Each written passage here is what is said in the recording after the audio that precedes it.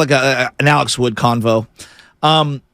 Everybody keeps telling me how everybody's bought in on this, and the Giants are not the only team doing what they're doing right now in terms of how they're fielding their team with openers and things like that. For sure, there are other teams doing similar things. I don't know if they're doing it to this degree, right? But Alex Wood, and they talked about it in the pregame on NBC, is very unhappy with his role.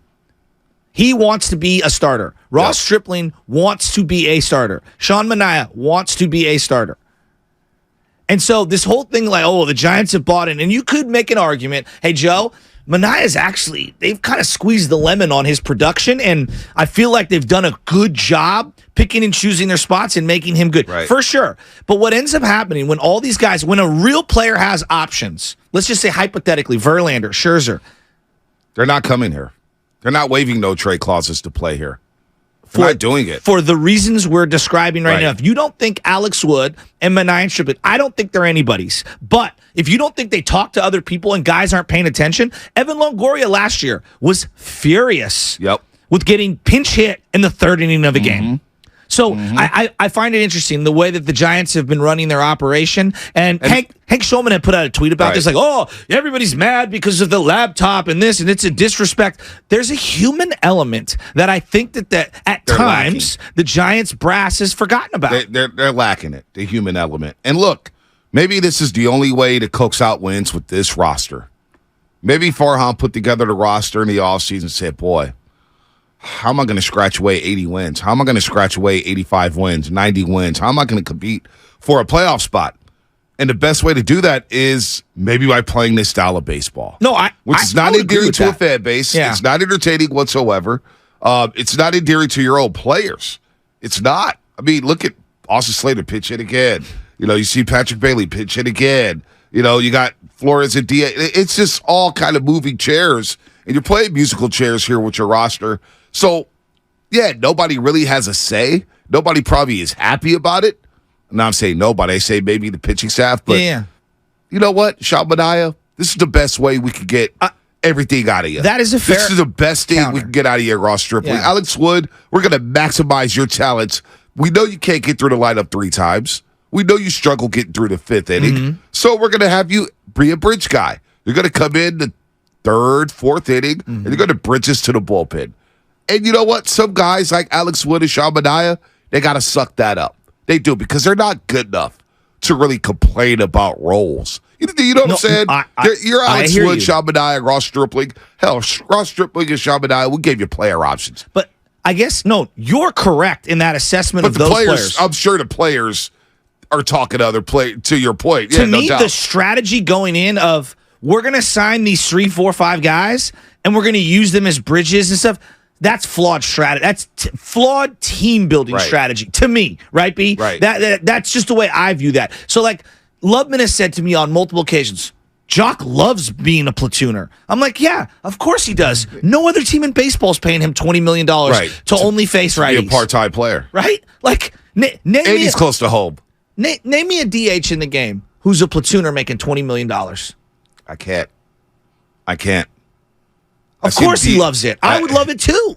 I mean, it's so you lose yesterday. Look, man, you don't have the pitching. I don't think they have the pitching to sustain this success. I'm with you. And I'm not trying to drill the Giants, man. They played hard yesterday. They've been overachieving score 5, for weeks. But you look at the at-bats yesterday. Tyro Estrada, 0 for 4, 3 strikeouts. Blake Sable gave you nothing. J.D. Davis hit a wall. Conforto didn't look competitive in his at-bats.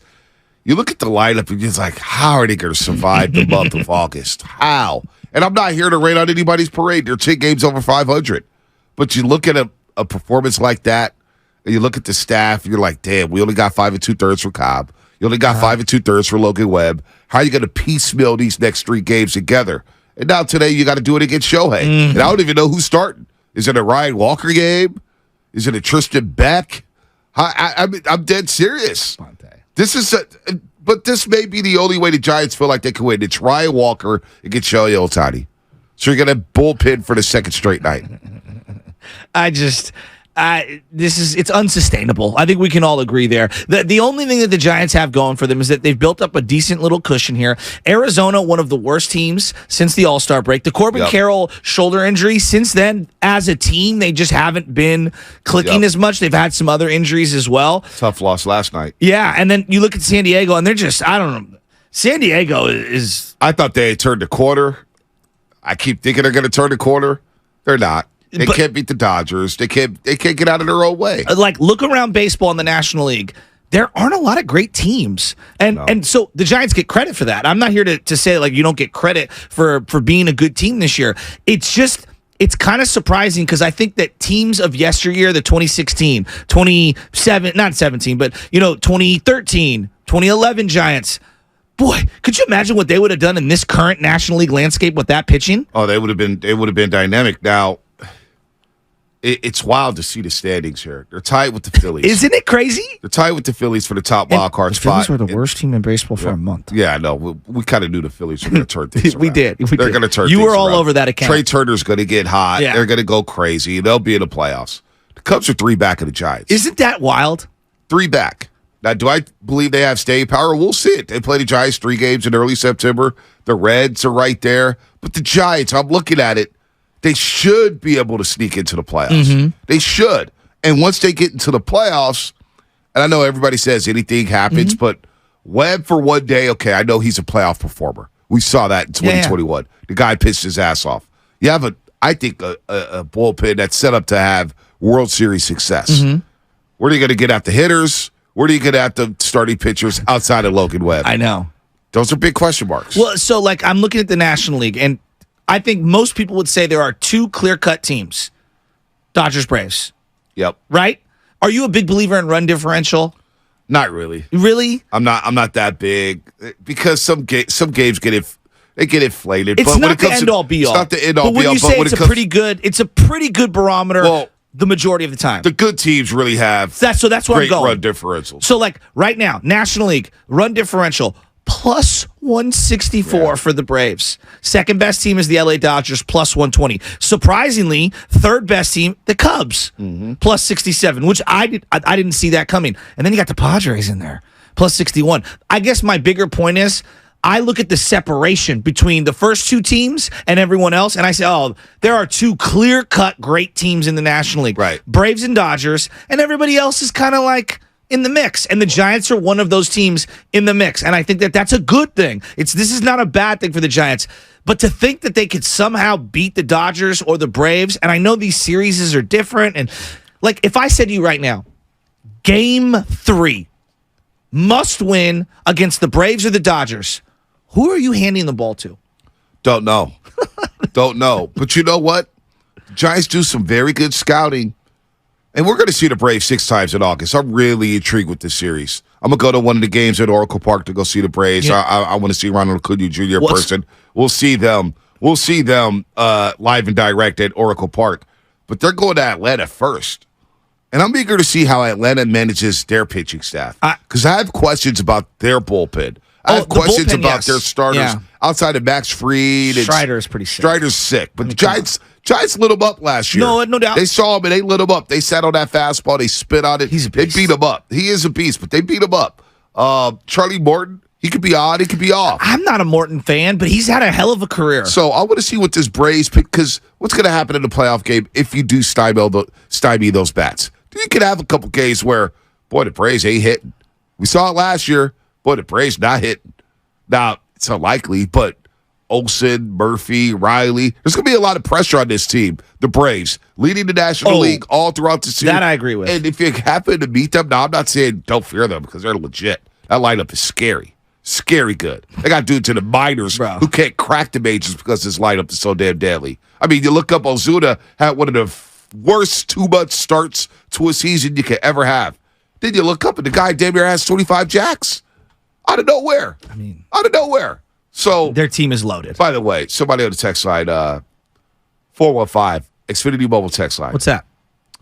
You could have had J.D. Martinez for $5 million less than Jock Peterson. But why would you want J.D. Martinez when you have a top 5 player and Austin Slater off the bench? I'm going to tell 415, you're incorrect. They could have had J.D. Martinez for $9.6 million less than Jock Peterson. He's making $10 million this year. Is that what JD's making? JD Martinez is making $10 million. Real quick, just to have a funny little laugh. There was a point in time you and Sam Lubman were almost at blows over Austin Riley versus JD Davis playing in the All-Star game. Have you seen the numbers on Austin Riley as of late? Absolutely. 26 jacks, 270. I mean, he's having a monster down year season for him. No, but monster season in a lineup with like three other guys having a monster season. You want to look at the Braves? And it is a down year by his standards. So Matt Olson has 39 homers, 100 RBIs. Come on. Riley, 39 homers, That's 100 three RBIs. Giants players combined. All right, Austin Riley, 26 homers, 68 RBIs. Acuna Jr., 26 homers, 68 RBIs, 53 stolen bases. Ozzy Albies, remember him, second baseman? Swag. 26 home runs, 79 RBIs. I didn't know he had that 8 many stolen homers. bases. 26? 26. Marcell Ozuna, 23 homers, 51 RBIs. Batting 235 now. Sean Murphy, 18 homers, 60 RBIs. Would lead the Giants. Eddie Rosario, 16 homers, 48 RBIs.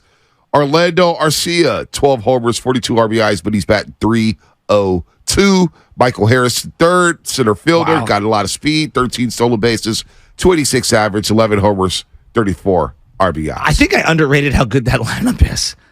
They're pretty damn good. I mean, listen to that lineup. Now, I know the argument would always be, well, pitching can stymie hitting. And that's where I come back to the Giants and I look at them and I'm like, look, I really like Logan Webb. But there has been a difference between him on the road and him on at home. There's been a difference. Right. Alex Cobb has been leaking oil. Yeah, he has. Who else? Like, who are you handing the ball to and say, hey, get me through 5? Forget the days of going 6 or 7 are over, for the Giants. Get me through 5. And that's where I'm like the team building strategy. And this is where I go back to. And I know that the Giants are not the only team that tries to do the opener, but they do it more than these other teams. Yeah, they do it and a lot. And that's my problem. I mean, they're relying on it. That's you have to do it for 3 games. That's a great way of putting it. Every 5 games, you're going with the opener for 3 games. That's a tax. Lot. I mean, that's a tax. This bullpen is tired. Yeah. This bullpen's tired. This offense is tired. But can you just tread water till September? Can you tread water? That's it. It's not going to be pretty. And maybe this is just the only way the Giants will win. So I'm going to accept that. I agree with that. Right. Because of the way they've built this roster, the only way for them to win is the strategy they're employing. But my argument to that would be, like the way we talk about the Warriors, you built a flawed roster, right? Like Kerr had to go to Anthony Lamb because you didn't give him enough pieces. I would say what Kapler's doing, and I'm sure it's coming from the front office, but he gets credit for that. But what Kapler's doing in terms of how they're utilizing the roster is maximizing the roster. Right. I would say the roster's not good enough.